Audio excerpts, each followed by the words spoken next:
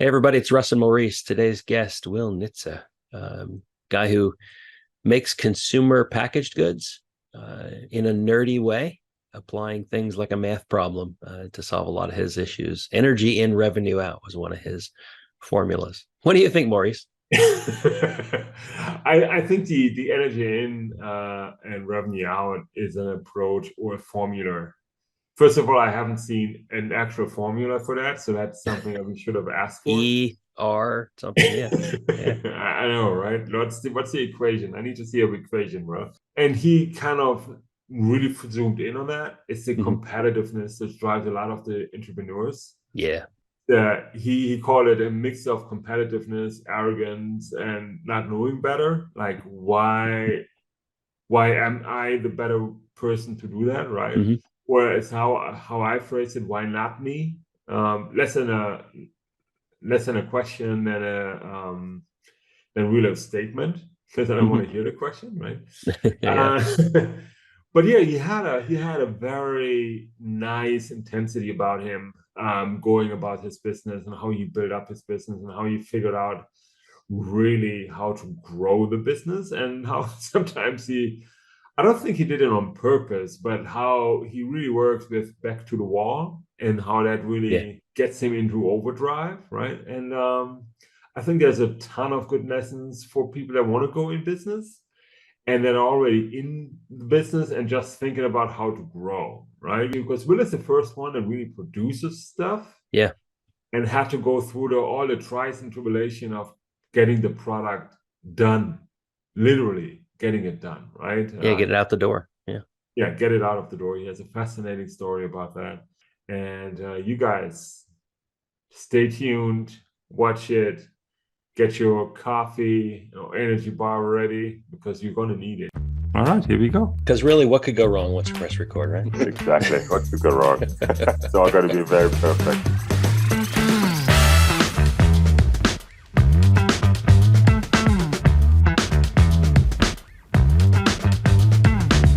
Welcome, everybody.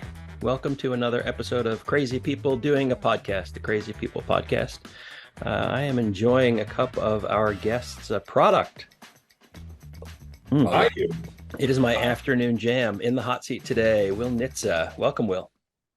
Thanks for having me. You got the last name right. Hey, well, first of all, thanks for being on the show. It's a true pleasure having you on. As we are starting, why don't you give the audience a quick summary of who you are and what it is that you do, just to settle the playground, kind of playing field, kind of. Yeah, sure. My name's Will Nitze. I live in Boston, Massachusetts with my wife. I'm the founder and CEO of IQBAR. We're a brain and body nutrition company. So we make plant protein bars called IQBARs. We make enhanced hydration mixes called IQ Mix, and then we make an enhanced instant coffee called IQ Joe. So we have a whole platform of brain and body nutritionally optimized products that hit throughout any given person's day. And we've been doing that we've been in the marketplace just over 5 years now. 5 years, nice. Sounds great. So tell us about give us a summary of your kind of like your origin story, because that's not how you started, right? Your story doesn't start 5 years ago. Give us a summary. Are you born and raised in Boston, or how did you get there?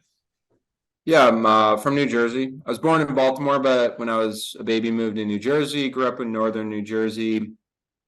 Was super obsessed with sports as a kid, soccer in particular, and chess. Got really into chess for a number of years there. I would play competitive chess tournaments as a middle schooler, and then I went to boarding school in Western Massachusetts for high school, and got even more into soccer at that time. I wanted to be a college soccer player. And was the captain of the varsity soccer team, and but also really into academics. Didn't ultimately get to be a college soccer player. I mean, I was recruited. I got into Harvard, and I was being recruited by a couple of D3 schools. So it was kind of like choosing between going to Harvard and not playing soccer, and playing soccer at the D3 level. But ultimately I went to Harvard undergrad. There was a year between high school and college, so I took a year off and lived in Cape Town, South Africa. And that was 2010, so that was during the World Cup, which was awesome, and really enjoyed that year. And then studied at college political science. It's called government there, but basically political science and psychology and neuroscience. And I was really most interested in the psychology and neuroscience piece, so I became totally obsessed with that. And then concurrently really obsessed with startups and business. Startups were fully cool at that point, and we're getting more and more popular. More and more early college grads were getting into entrepreneurship or joining startups. So I totally got bitten by that bug at that point.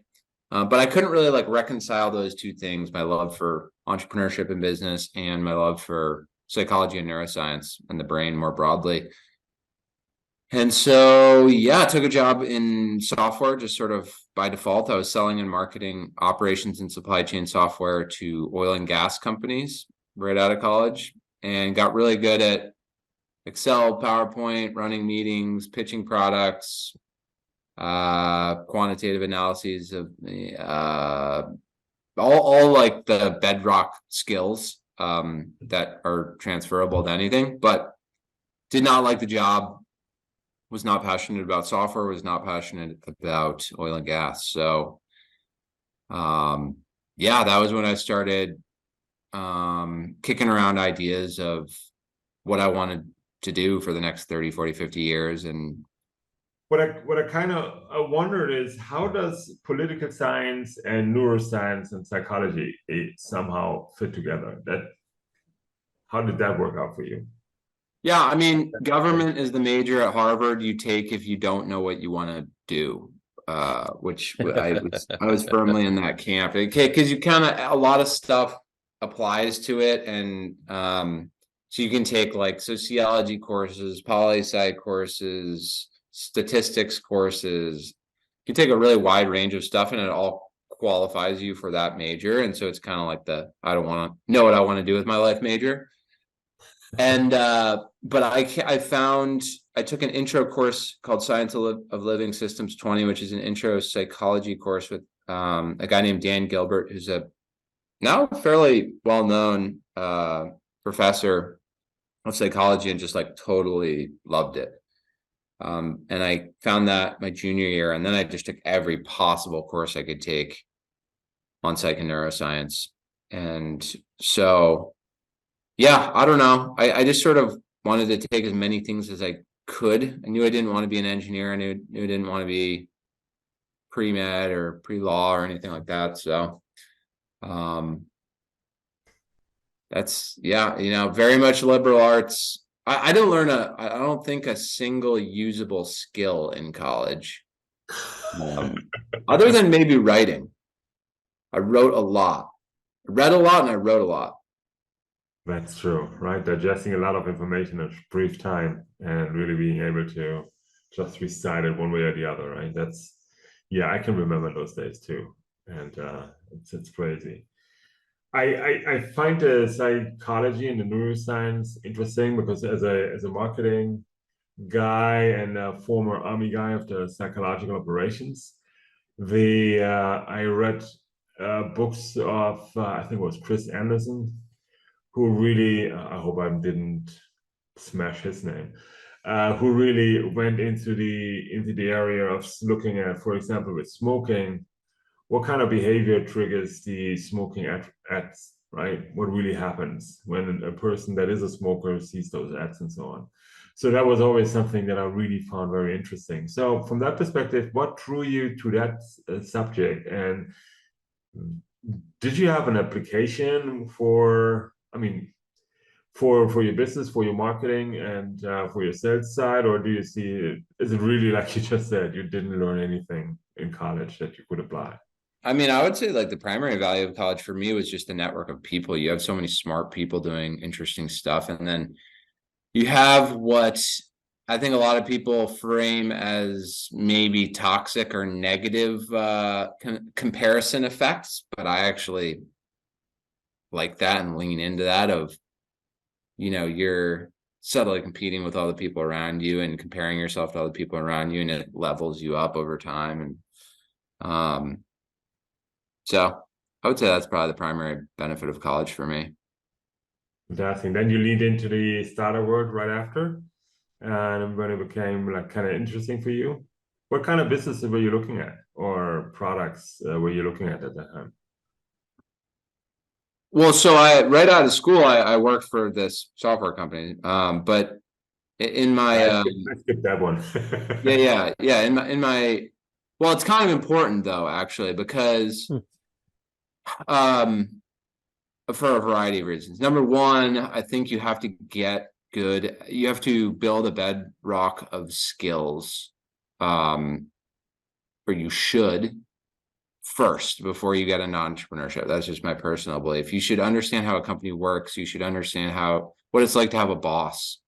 Even better, what it's like to have a difficult boss. You should understand how to run a meeting, what does a typical sales cycle look like? All of those things. And then also it's beneficial because for me, it was very helpful to learn what I don't like. It's often the most useful learnings are learning what you don't like or don't want to do or aren't passionate about. And so you're then able to juxtapose that with the inverse of that, what you do like. So I learned a lot in that regard. But I just sort of coincidentally, I got really interested in nutrition at that time because I felt like crap on a daily basis because I had a terrible diet. And so I became fascinated with the intersection of nutrition and cognition, basically how the things you eat on a daily basis affect your brain today, and then how the things you eat over the course of decades affect the state of your brain, function of your brain, when you're 60 years old or whatever.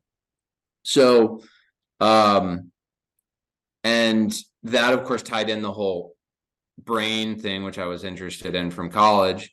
Yeah. And then I read a couple books that just got me totally fascinated with that same intersection. Grain Brain was a book that really got me interested in it. And then this other book called Mission in a Bottle, which was written by the guys who started Honest Tea.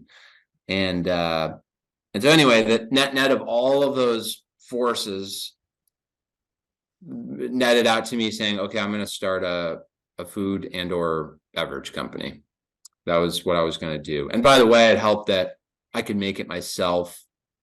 It wasn't a rotary engine that I didn't know how to create or something. It was like, I could feasibly formulate this whole thing tip to tail myself. Like I could create a one-person business. And so I walked into my boss's office one day and I said, hey, I want to do my own thing. What if I worked half time and you cut my salary in half? And ultimately he agreed to that. And so I was able to survive for over a year, which also didn't start a sort of like a ticking time bomb of, if you quit your job, you're like, all right, I need to be able to be generating XYZ result by ABC date. And oftentimes that's a bad outcome because stuff goes wrong, timelines change, blah, blah, blah. And then you're going to force something. You're going to force a square peg into a round hole, and it's just going to lead to a bad result. So by buying myself time, but also having enough money to survive, I had a lengthy period of just like prototyping, learning how do you incorporate a business? Should it be an LLC? Should it be a C Corp? How do you get a trademark? How do you, spin up a website? There's so many. I mean, I was starting from zero, like true zero on all fronts. I didn't even know anyone who had ever created a product before. So how did you learn all those skills that you had to learn? Because you're talking about creating a company, then doing marketing stuff, doing product management stuff, but also creating the actual product. those are a lot of different areas that you have to that come at you really fast in the first months and weeks and whatever. How did you go about learning all those skills that it took for you to get there? I did what is sort of my favorite way to learn anything. Go find someone who already did it and ask them how they did it. So basically I said, okay, well, let's go find a series of food and bev entrepreneurs that are like 3 years in, let's say, because if they're 10 years in, it's not that useful. They're too far removed. You know, if they're 6 months in, it's too nascent to really learn. So I found every food and bev entrepreneur in Boston, and I emailed, texted, Facebook message, whatever. I got in touch with them somehow and bought them a coffee and asked them 100 questions, and all those things I just mentioned. Like I asked them, are you a C Corp or an LLC? Like what gross margin did you aim for? How did you find your first manufacturer? How did you convince them to take you on? Yada, yada, yada. And so I just sort of was able to, after having 10 of those conversations, triangulate a path forward. 7 of the 10 said they were a C Corp, and here's why. Okay, cool. We're going to be a C Corp. 8 of the 10 said gross margin should be in this range. Probably it should be in this range, and then, it was just like a painstaking sort of education. And then I had kind of an initial roadmap. And then, I've done that like throughout the journey, by the way. I still do that all the time. That never stops. But the only thing that does change is you start developing your own learnings, and you get confident enough in your own abilities, and you have your pattern recognition is strong enough at some point yourself to where you can start just making intuitive, logical decisions, and you lean on that less. Okay, got it. So where are you today with your company? We've gotten fairly sizable. We're in about 10,000 locations. We have a large e-commerce business, Amazon and website and Walmart.com, and Costco Next, which is a subset of Costco.com. And so we're pretty big online and offline. And we have 3 product lines. So we started with bars, and like I said earlier, we moved into hydration and coffee. And that decision was a big one too, right? Do you really hammer home one form factor, one product line, or do you platformize? There's tons of different schools of thought on A versus B. And platformizing, by the way, is the path taken less. It's more risky, but in my opinion is better in a variety of ways. So yeah, we're really well penetrated into both online markets and offline markets for bars, and then we're just online for now with hydration and coffee. Other than Wegmans, we're in Wegmans on the hydration side. But yeah, so the next couple of years we'll be getting additional product lines out into wide distribution networks. Yeah. I work with as one of the many things that I do. I work with startup founders and sort of help them kind of find their way along. And I've been reading a bunch of the stuff that you have written about, sort of sometimes, as you've talked about, following the path that others kind of advise you, but then at key places, choosing the path less chosen, right? So, but it also seems like you're passionate for the product and you're in it for the long haul. So you're not just trying to, it seems like anyway, you're not trying to build something that you're just trying to sell off to some other major brand. So how does that idea of like, I'm going to go take a risk that I'm not sure is going to work out, how do you make those kind of decisions, and what do you go through to kind of get there? Just in terms of starting a business in the first place? Or that and along the way, why do you jump out of a perfectly good paying job to start your own thing? And then why do you make those decisions along the way that are like, this is not what everybody's doing, but I'm going to go do that? Yeah, I think it's a variety of things. I like gambling, big fan of gambling. Not even so much like casino gambling, I just like risk. It's fun for me. It's like, I enjoy roller coasters. Like, I'd rather, the thought of sort of slowly climbing a corporate ladder is like devastatingly depressing to me. I don't know how many people share that sort of emotional reaction, but like for me, I'm like, I just cannot do that. I don't care if I would get rich doing that or have great work-life balance or whatever. I don't care. Like that, I just very quickly learned that is not what I want to do. So I would rather take bigger risks and fail than do that. So to me, it was like never a choice. It was just a question of when and what. And so once you frame it, and the other thing too is just like the whole risk myth. It's not actually risky whatsoever, for me at least. So, you know, I didn't have kids at the time I started the company. I still don't, but I didn't have some huge mountain of debt that I like had to go become a doctor to pay it off or something, which fortunate that was the case. Not the case for everyone, but yeah, they're just based on the circumstances. I was like, my life's going to suck, you know, and it did for a long time. I lived in like a random basement and cut off so many social ties, and, you know, my life sucked for years and years, but I'm weird. Like I could sleep on the floor in a basement for 3 years if it meant I didn't have to do something for 10 hours a day that I hated. Like that's just me though. You know, other people would have the other, would take a different path, but I never saw it as risky. It was not. I've done many hard things and struggled with many things. That was never one of them, taking the plunge.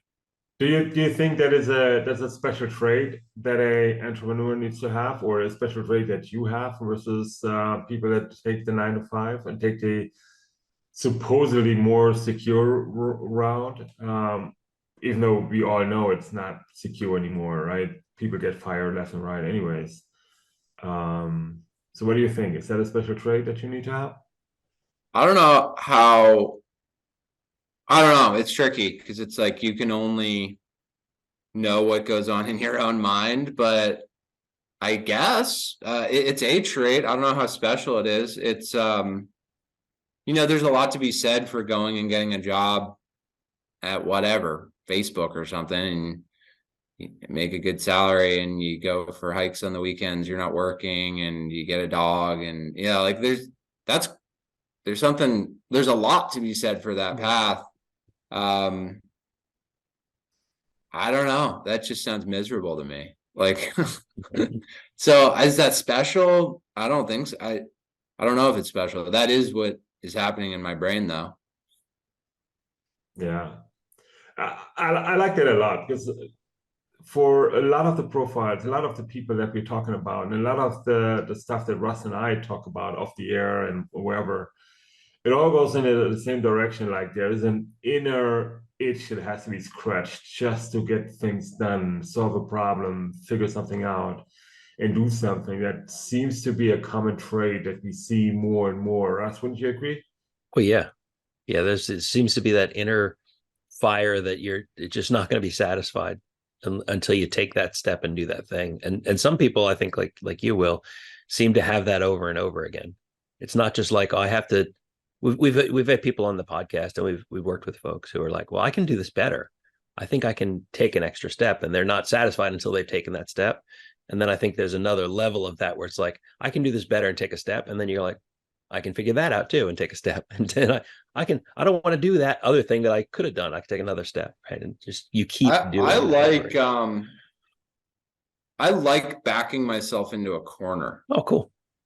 Because it means I have to do something. You know what I'm saying? Like I don't like giving myself options to not do something. Like it's not, you know, like it's like, and I think there's actually a lot of variables at play here. I think you have to have some irrational level of confidence too. Like, how else would you be, and frankly, a little bit of arrogance.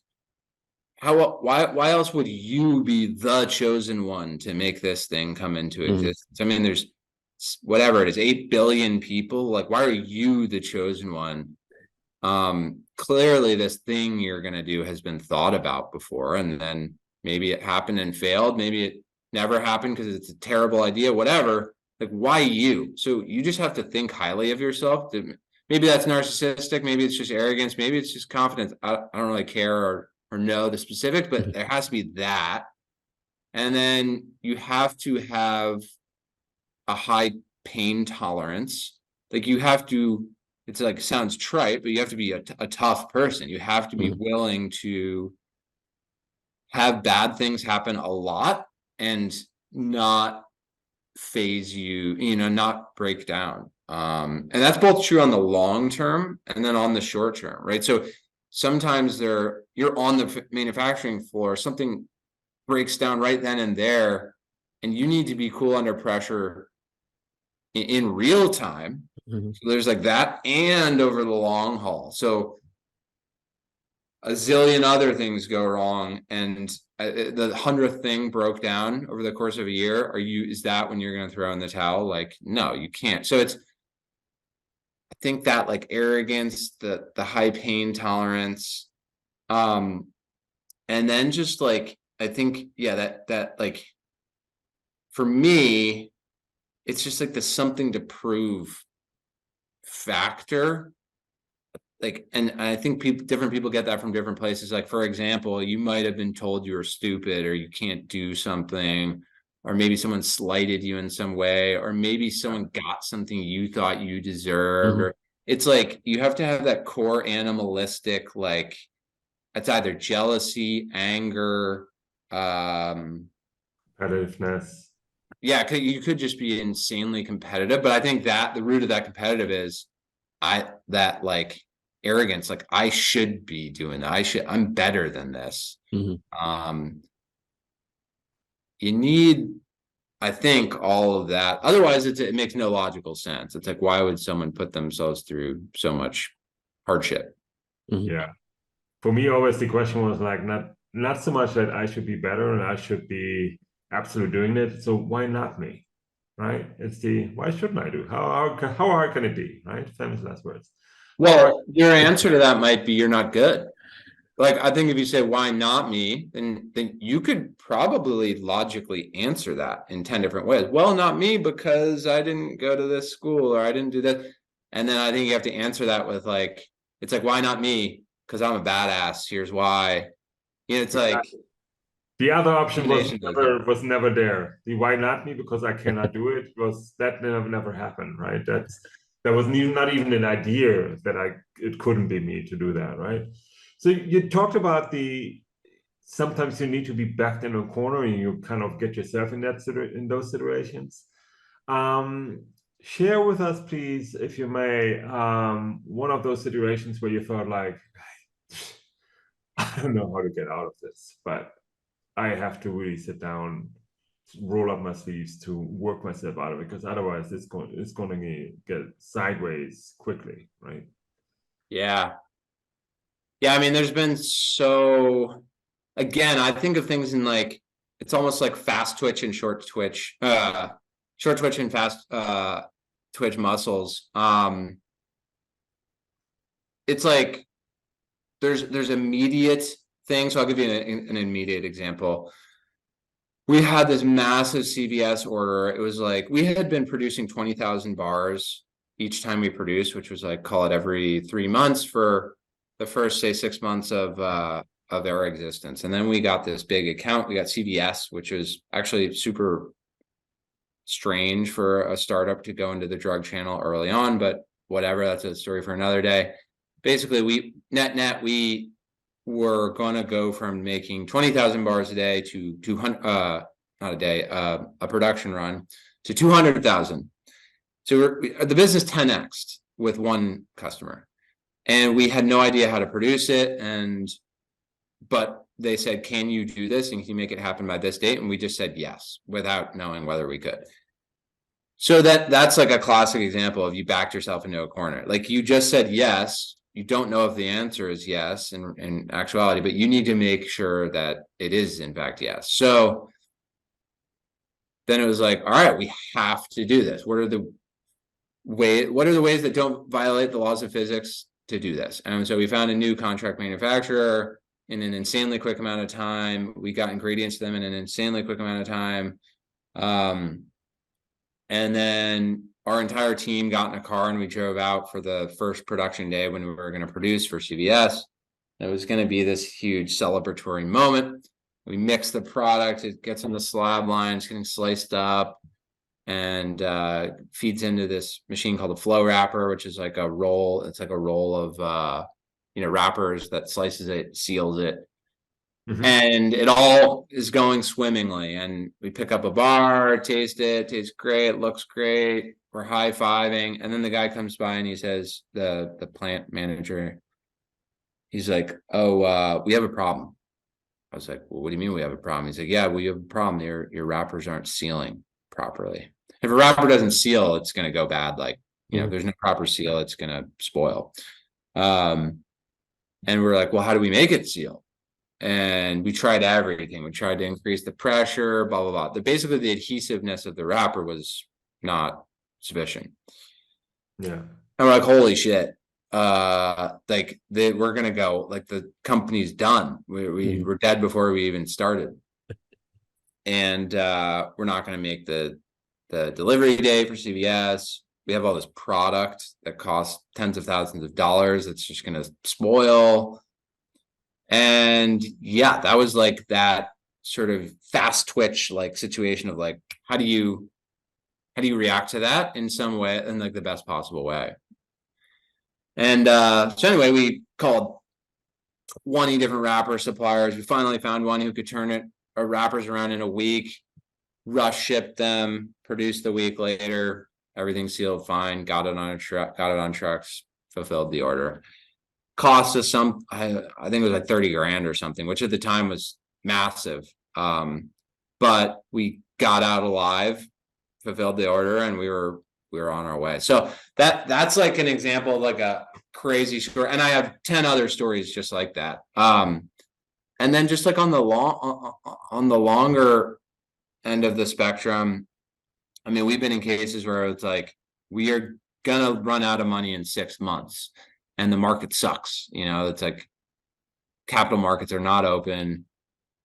Venture funding is not flowing, like yada, yada. And that's more of like oh shit, what do I do over the 6 months to make this happen? And it's just like a lower grade stress, but it's just constant stress. But I kind of deal with it the same way, just in a less urgent manner. And you call every possible person, you pull out all the stops, and we're still alive. So is there a way that you can say, because we have in the unbelievable amount of listeners that we have and viewers that we have, there is some of them that are rather new to business. Is there a way of that feeling getting better, or is it just as the company grows, the problems just get bigger? So something that would have totally stressed you 4 years ago is now, come on, I know how to solve this. But now you face issues, challenges at a grade and a size of it where you say like, whoo, it's good that I have went through these hard lessons the past 4 years, because otherwise I would have a heart attack right now. Yeah, there's a great Greg LeMond quote. Greg LeMond was a cyclist who won the Tour de France. And he has, like, my favorite quote of all time is, it never gets easier. You just go faster. So it's like, once you get to a certain level of physical stamina, you just go faster. And then it's just as hard as it was before. Yeah.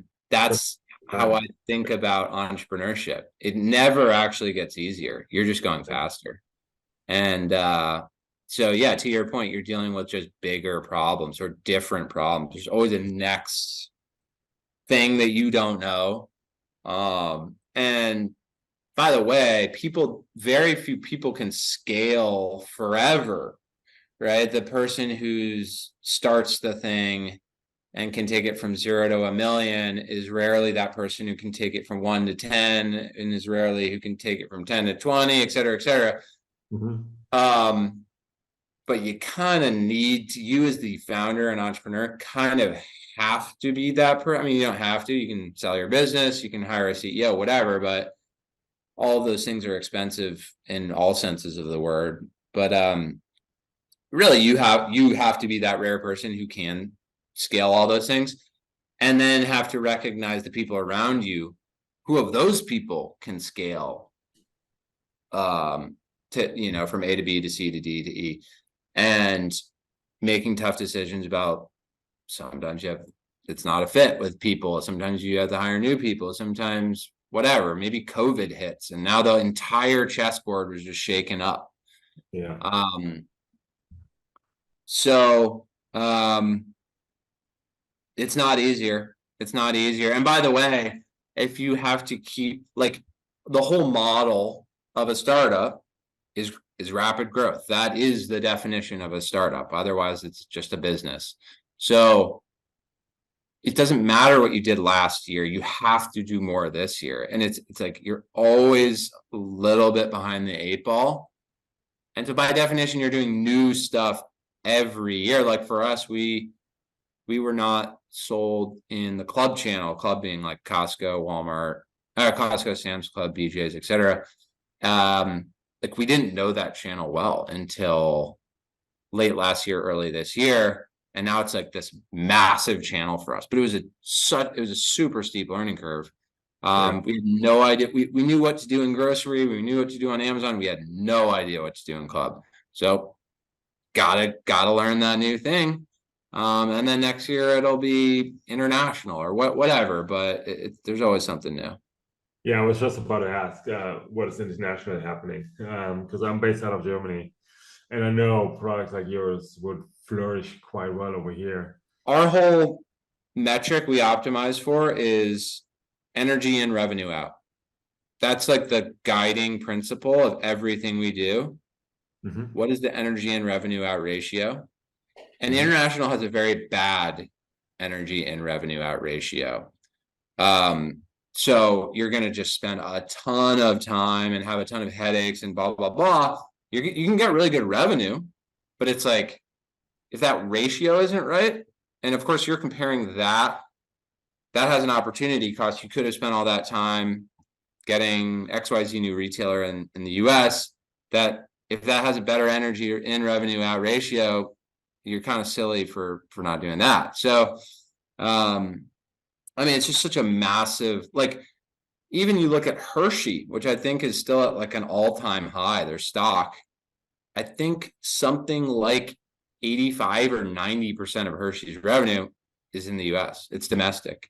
And so they, even at that scale, they were like doing that calculus of energy and revenue out, and they stayed, you know, domestic. So it's always like kind of titillating and like, oh, it would be cool to be more international. And you have to like stop yourself, and just be more disciplined, be more focused, which is hard as an entrepreneur, right? Entrepreneurs want to do everything at once because we're easily excited. Which, by the way, is a good reason to have people telling you to stop, or you need, like, my wife works in the business and she's like the person who's like, stop, like, we're not doing that. I'm like, yeah, okay, you're right. But it's funny. Go ahead, Russ. I was gonna say I'm curious because I'm a bit of a nerd, right? From the technical side. I think the story of the business is really compelling from a business standpoint, right? You invented stuff and came out of nowhere and built a business, and you're expanding. But I'm thinking about on the technical side, because I like I said, I'm at the beginning, I'm a customer. I love the product. So how do you make sure that you're delivering a product that actually does what you say it does, and that how do you deliver on the technical promise, the science behind that? Because you said back at the beginning that you were really fascinated by the neuroscience and that kind of stuff. So how do you turn that into a real business? Yeah, I mean, I'll tell you how I did it. I don't know if this is the way to do it. And then, by the way, I think it's useful to be an outsider, quote unquote. Like, Okay. if I went and worked for General Mills or Kellogg's or Nestle or whatever, you're just gonna always have the bias of how they do things, how they create products, how they look at market data, how they test products, etc. So I actually think it's useful to have none of that, because all of that is terrible in a startup context. This is why big companies can't innovate. That's been proven time and time and time and time again. So they're just not good at 0 to 1. So, okay, if that's not a model, like, you just have to use first principles to do what, makes the most logical sense for you. So for me, that was, okay, I have this idea to make a functional food that's for the brain. If you look at the market, there's all these body-centric products. So weight loss, protein for muscle growth, digestion promoting, whatever it is, it's all body, body, body. And there's 0 in the brain world. Now, you might say, well, there's 0 because no one wants anything there. That's not, the market has spoken and they've said, we don't want this. That's one interpretation of the data, or lack of data. Another interpretation is it's either never been done, which is highly unlikely, but more likely it's been done and someone just didn't do it well. Yeah. And my guess was that was the case. And sometimes, by the way, trends and moments and timing just weren't right. And now the timing's right. Well, now all of a sudden people care more about the brain or whatever. Like, that's, of course, super important too. But basically you're starting from a point of no data, which is a good and bad thing. It's a good thing because other people aren't going to try it because it's not a no-brainer of an idea.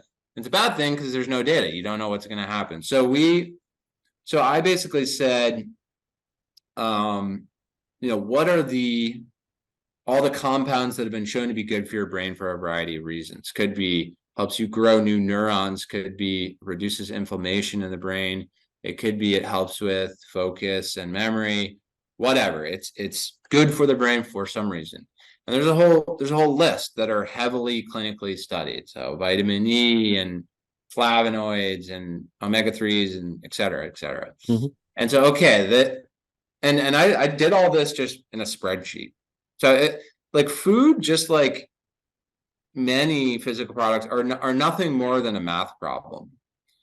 So you can kind of figure it out the way you would solve any math problem. So, okay, these are the things. Okay, what are the whole food ingredients that are richest in these things? So for vitamin E, that might be almonds or sunflower seeds. So for flavonoids, that might be cocoa beans or matcha in the leaf category, or blueberries in the berry category, so on and so forth. And then you get all this list of stuff, and then you're like, okay, can I make a product out of all that stuff? So yeah, I mean, it was a kind of just like a quantitative math problem, and then brute iteration, just thousands of iterations, trial and error. Like I think I did a post on LinkedIn like months back where I think I said something to the effect of, trial and error is still the best strategy in business, in my opinion. Doesn't matter, AI is great and machine learning is great and whatever's great. I still believe trial and error is the best strategy. So especially in the absence of data, because AI is useless without data. Machine learning is useless without data. Well, guess what? Every time you make a new product, there's no data. That's the whole point. You're innovating. Yeah. So, okay, you can't use all that. What's next best? Trial and error.